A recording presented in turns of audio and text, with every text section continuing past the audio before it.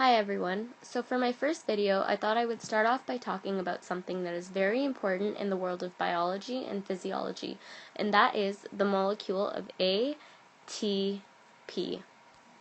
Now, ATP, which is adenosine triphosphate, is often referred to as the energy currency of a cell because it provides energy in many different biological processes such as glycolysis and muscle contraction, etc. And it's important that you learn the basic concept of ATP very well, because if you plan on continuing to take courses such as biology in university or college, you're just constantly building on these concepts. They never really go away, so it's important that you start off strong. I'm just going to start off by drawing the structure of ATP, and a very simplified version at that. So ATP consists of three major components.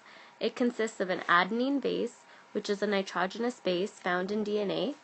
It consists of a ribose sugar, which is a 5-carbon molecule with a 2' hydroxyl, and it consists of 3 phosphate groups.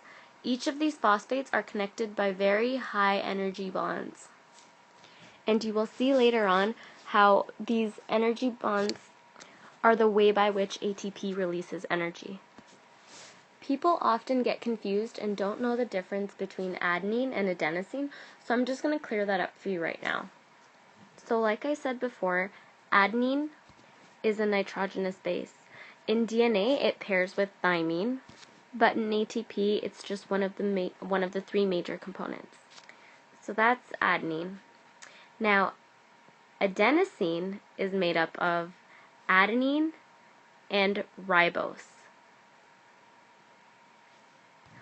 A way that I remember the difference is that adenosine contains ribose. So the molecule of adenosine, which is adenine and ribose, combined with 1 phosphate gives you something called adenosine monophosphate. Mono because obviously 1 phosphate. Similarly, if you had adenosine plus 2 phosphates, you would have adenosine diphosphate, and then again 3 phosphates, you would have adenosine triphosphate, which is your full ATP molecule. So let me just quickly write that in. So AMP for adenosine monophosphate, ADP for adenosine diphosphate, and ATP for adenosine triphosphate. Now the way ATP actually releases energy is by breaking off these high energy phosphate bonds. So the reaction is as follows. Sorry about that. ATP breaks down into ADP plus an inorganic phosphate plus energy. When phosphates break off, they break off as inorganic phosphates, which is what the pi represents.